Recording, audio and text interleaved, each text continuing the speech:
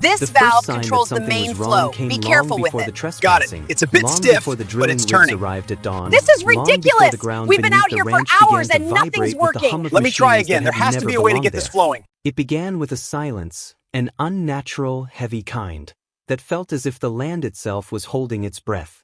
The ranch had always been a place of open skies and unbroken horizons, but that week, the stillness carried tension, like the earth knew something was coming before anyone else did. At the far edge of the property, just beyond the old ridgeline, strange tire tracks began to appear, deep, mechanical patterns etched into soil that no outsider had any right to mark. The ranch owner felt the shift immediately. Every morning the tracks were new, multiplying, branching, weaving deeper into the land. They didn't belong to neighbors, ranchers, or passing travelers.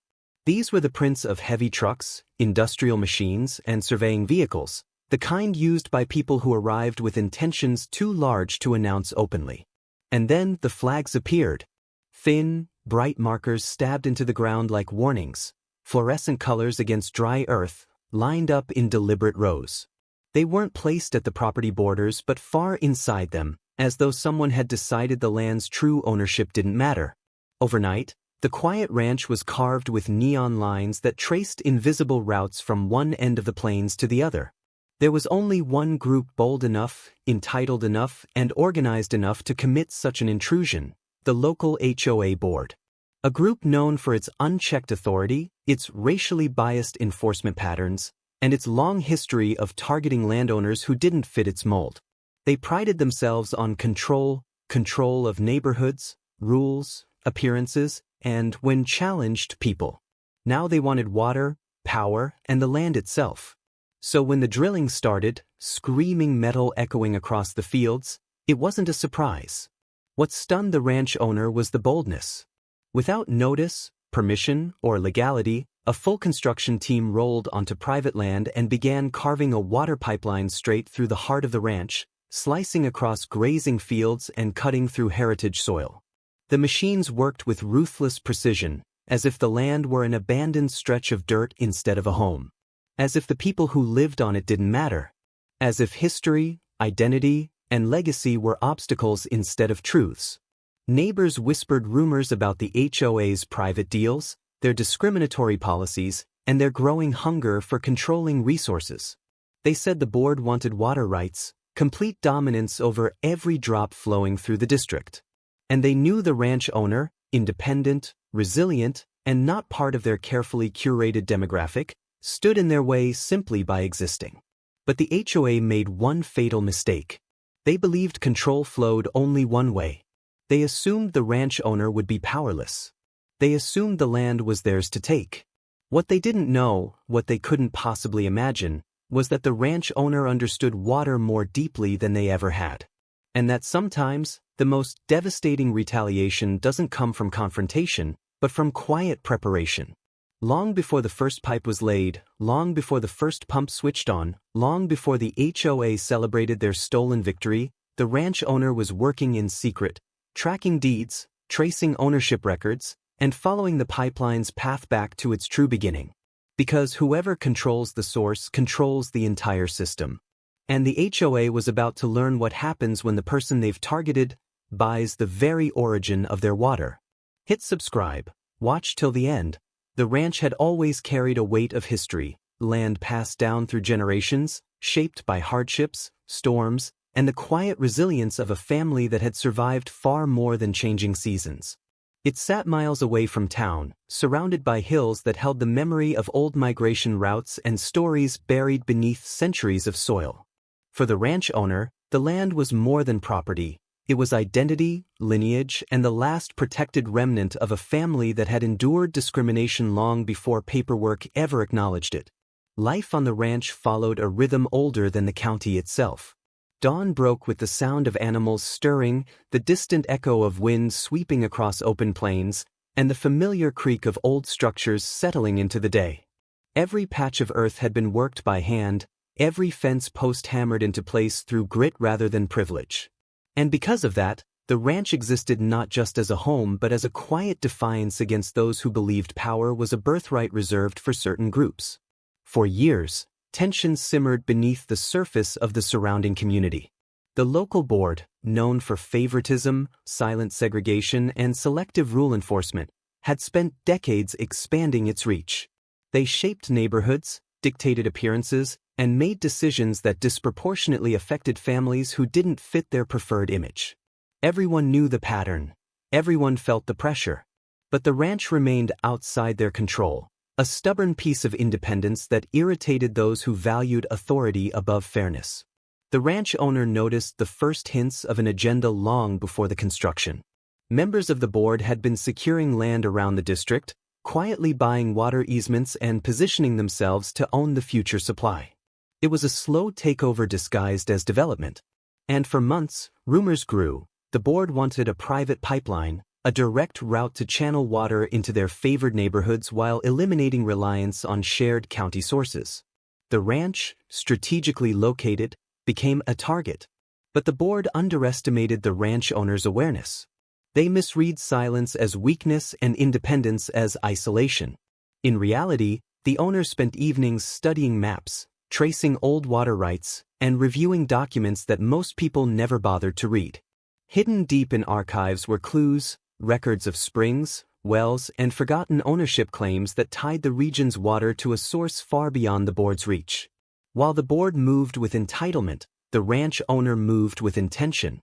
And beneath that quiet preparation lay the truth. They were about to fight not with confrontation, but with knowledge the board never realized existed. The first real shift in the atmosphere came when the drilling intensified, no longer scattered or exploratory, but deliberate, rhythmic, and uncomfortably close. The heavy machinery carved deeper into the land each day, leaving scars that grew like open wounds across the ranch. Trenches spread in long, jagged lines, splitting grazing fields and cutting straight through areas that had once been untouched. Each disruption felt like a message carved directly into the soil. The board was moving quickly, aggressively, and without fear of consequence. As the pipeline formation expanded, the owner began to see the broader strategy unfolding. Deliveries of construction materials arrived under cover of early mornings. Crews in unmarked vehicles worked with a determination that suggested they believed themselves protected by powerful allies. Neighboring properties, long pressured into compliance, turned silent. Their owners kept their distance, unwilling to provoke a group known for targeting those who questioned them. It became clear that the board had promised something significant, water exclusivity, increased property value, or influence, to justify such a reckless invasion. While the digging grew louder, the community's reaction became quieter. Attention settled over the area like an invisible fog. People avoided eye contact, avoided driving past the ranch, avoided acknowledging the violation happening in plain sight.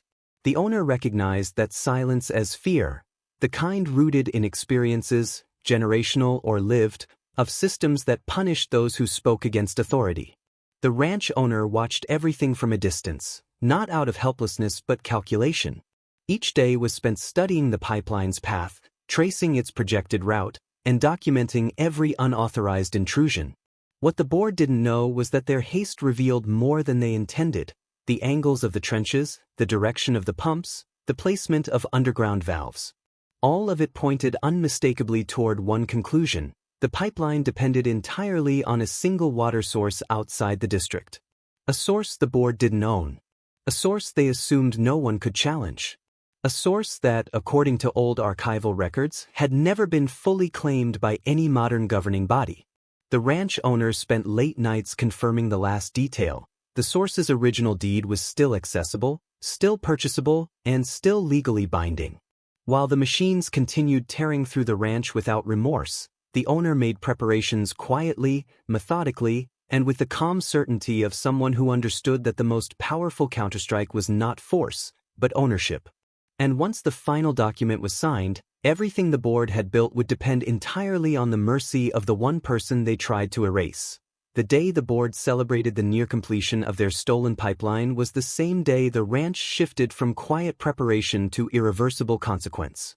Construction crews stood proudly over the final welded joints, convinced the machinery humming beneath their feet marked the beginning of their control. Pumps were primed. Valves tightened. The system, stretching across miles of land the board believed they owned, waited for the moment water would surge through it. But when the master switch was thrown, nothing happened. No pressure. No movement. No sound. Confusion rippled through the workers first, then the board members who had arrived to witness their triumph.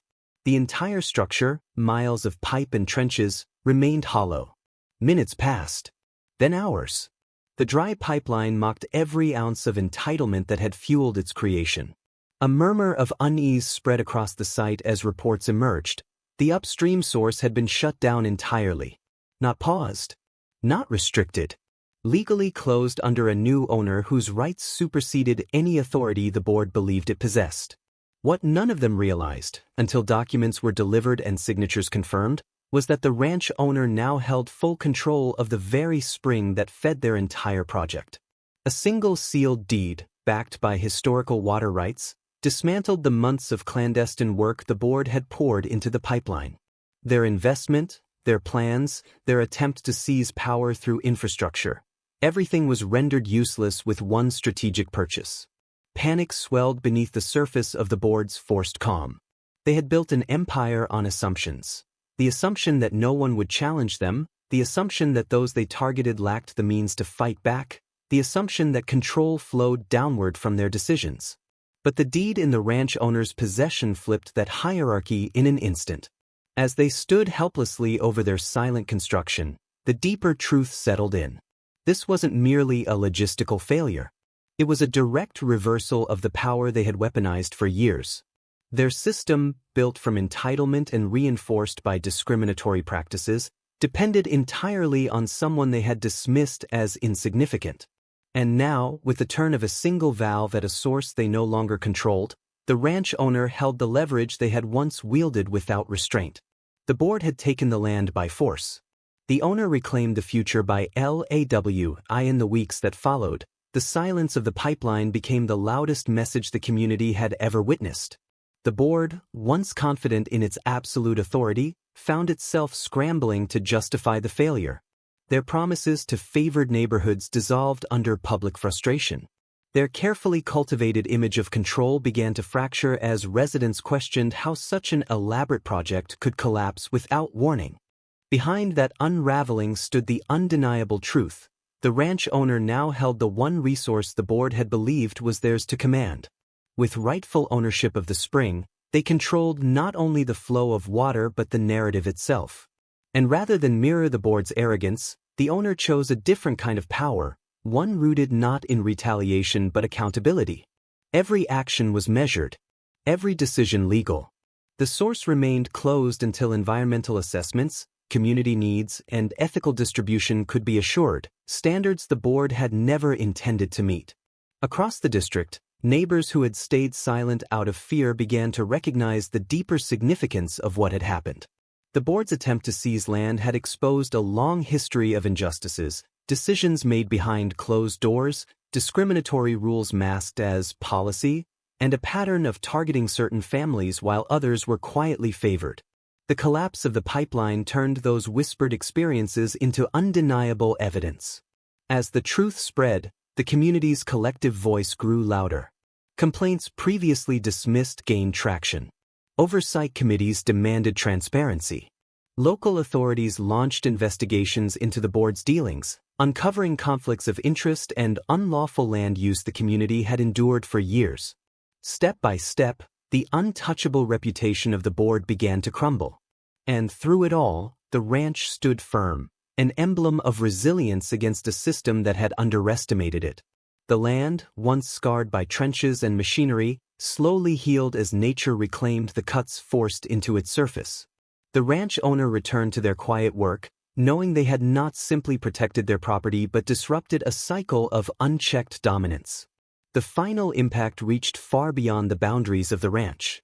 It reminded everyone watching that power built on exclusion is fragile, that systems designed to oppress can be dismantled through knowledge, patience, and unshakable resolve. And as the community reflected on the fallout, a single question lingered, one that would shape how they viewed authority from that day forward.